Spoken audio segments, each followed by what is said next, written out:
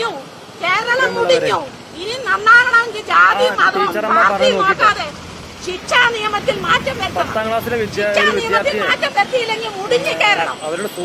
ഇത് ശരിയല്ല. എന്റെ മോനാന്ന് ഞാൻ സഹിക്കൂല, എന്റെ മോനാന്ന് ഞാൻ സഹിക്കൂല.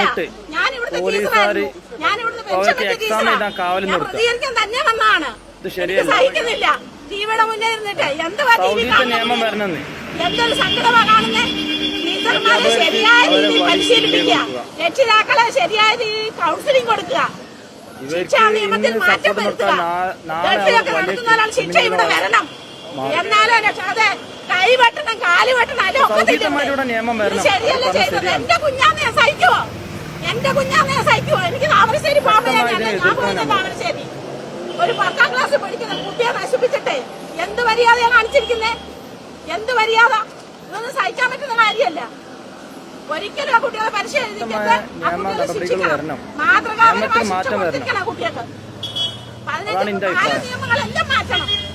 ടീച്ചർമാർക്ക് നല്ല ഒന്നാമത് ചൂരവടി കൊടുക്കണം.